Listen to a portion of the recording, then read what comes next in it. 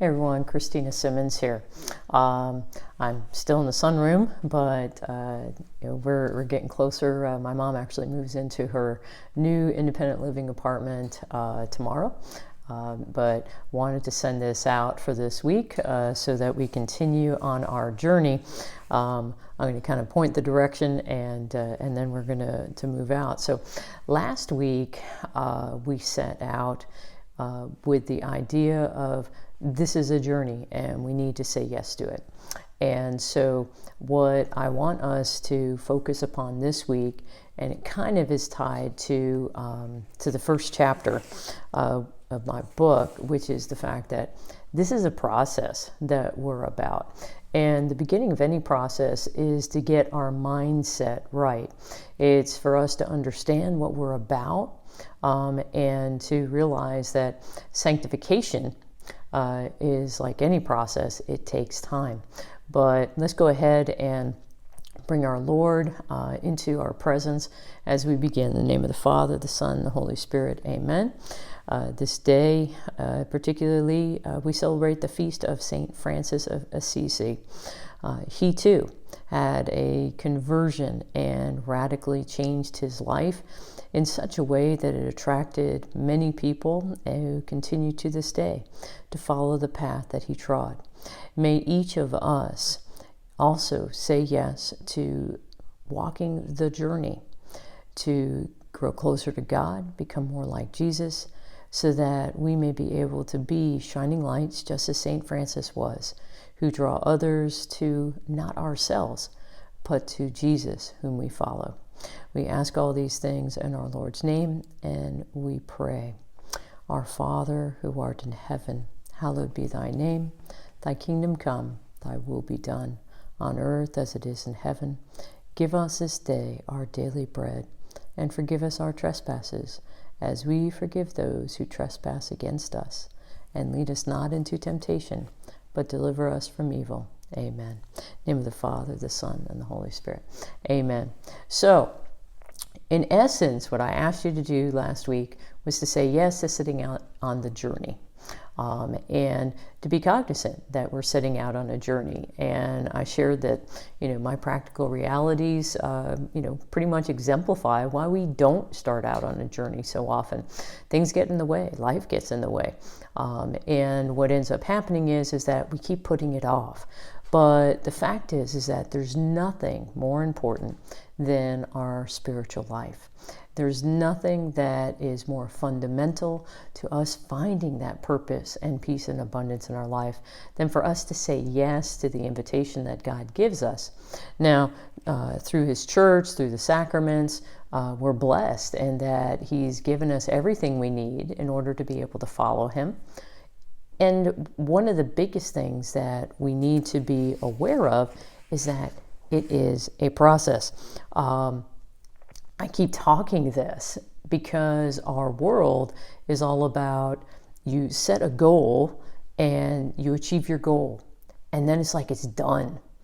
And there are goals that we have in our spiritual life, but they're goals about the processes, about the habits, about the things that we are cultivating in our lives with God's grace. And it's important for us to keep that proper mindset, that proper focus. Because if we don't, that what ends up happening is that we will get frustrated, we'll get discouraged, we'll get upset with ourselves, we'll think we're not, moving forward. And what happens is that many times then we'll stop on the journey. We'll, sit down for a rest. At least that's what we tell ourselves. And we never get back up and get going. So we need to have this in our mind that we're setting out on this journey, and a lot of things are going to happen in the course of the next 10 months. Before we get to next fall, a lot of things are going to happen in our lives, and a lot of good things. And then also there's probably going to be some bad things as well. And we don't walk in fear because of the possibility of those, but rather we walk in faith, knowing that God is going to bring us to the completion of this process. And this is what God promises. He promises that, all things that have begun in Christ will be completed in Him by the time of His coming. And that's something for us to think about. Do we really believe that God has begun a good work in us? Do we really believe that He's going to bring it to completion? And that's a hard one. That's a real hard one sometimes for us because, many times we'll look at our faith life as something else to do rather than an opportunity for us to be transformed and for us to become. And that's where a process comes into play. And so I share just briefly in my book about what the differences are between processes and programs. I love programs in the fact that they can serve a purpose. And in fact, we'll take part in a couple of them. I'll incorporate them into this process. But the program isn't the process. And that just brings up the fact that, and I already mentioned, the biggest reasons why programs have an issue is because it's like goals. We set a goal to get healthy or to be physically fit, and we'll participate like in a race or something, and then we stop because we think we're done. And that's one of the negatives of a program, is it gives you the impression that you have a graduation date.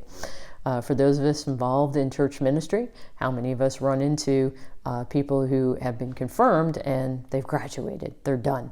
And so this is something that we need to bear in mind for ourselves, that we're not falling into that trap.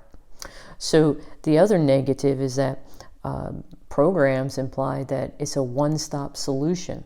One of the things that I will be striving for, with your help, of course, because this is collaboration and cooperation together, is to customize what it is that you need.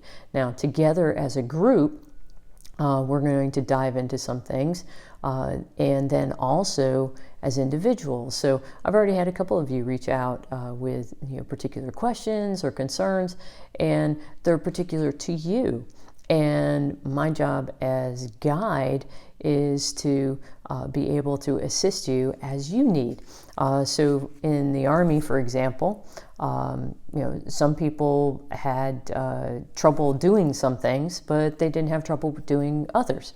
So what you do as a leader is that you become aware of when some people are going to struggle with particular activities, and when we do other activities and they might be challenged to complete them or to do them.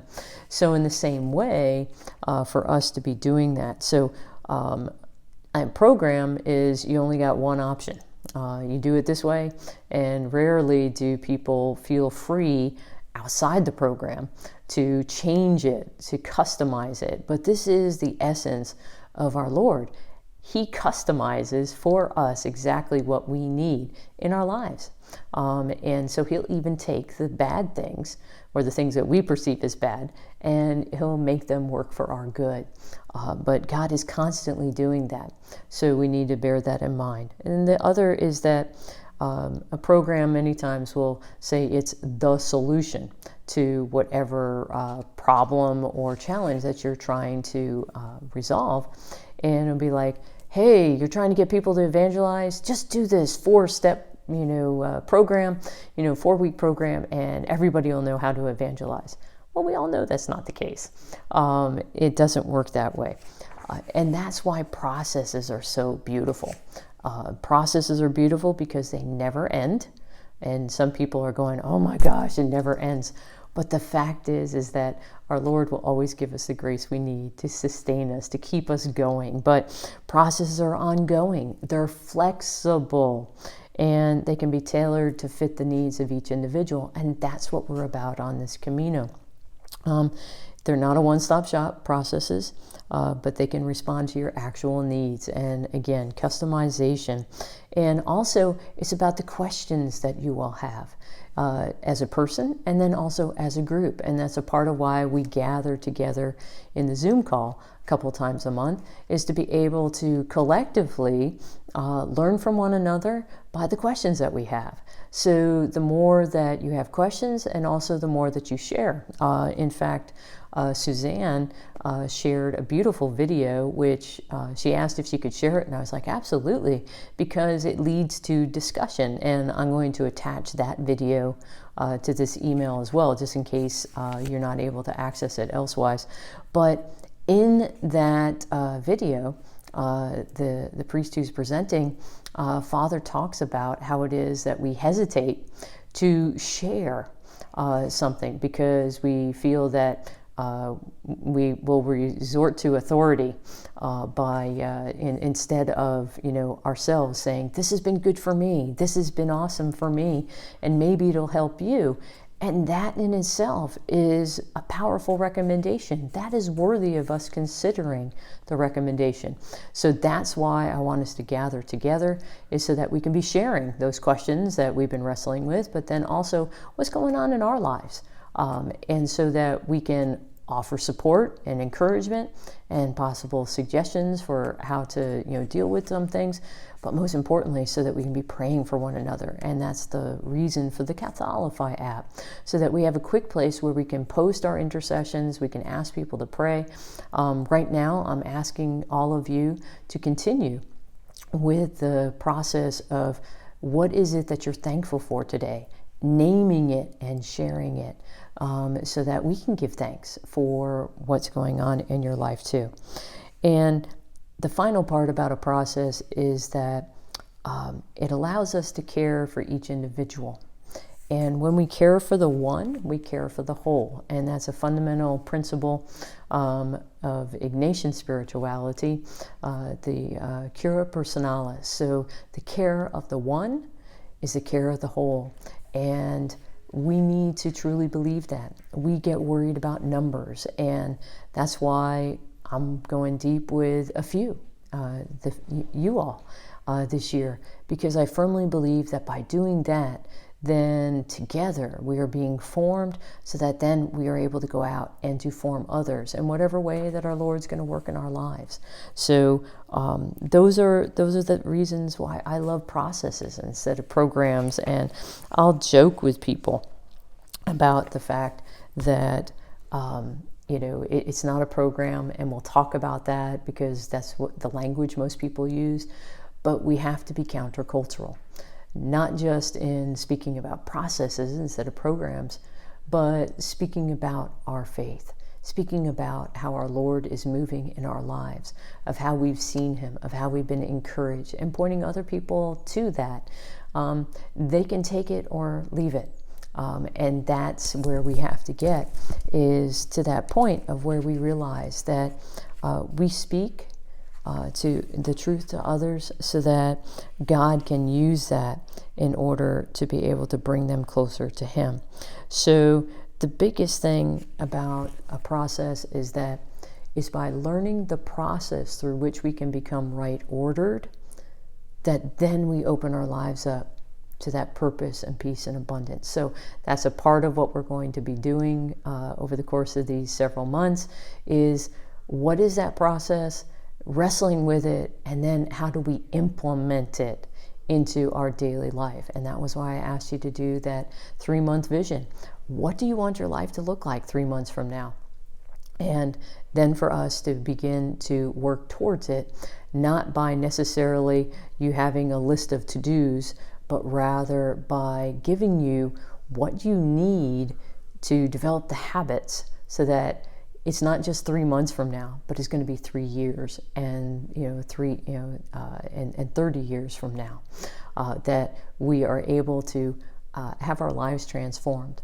Because if it is God's will, then he will transform us. So this week is about saying yes to the process, and I do believe that God will bring this work to completion.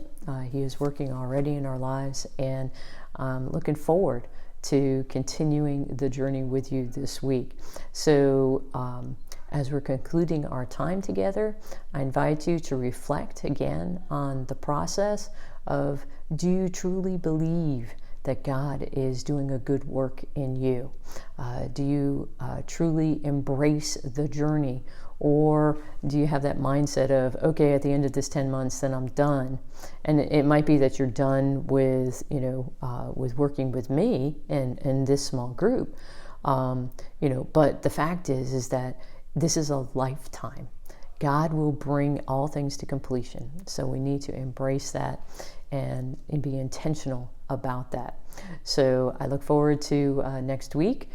This week, as you reflect on the process and your mindset and whether or not you're approaching this as just something else to do or whether or not you're embracing the journey, those are all things for you to reflect on this week.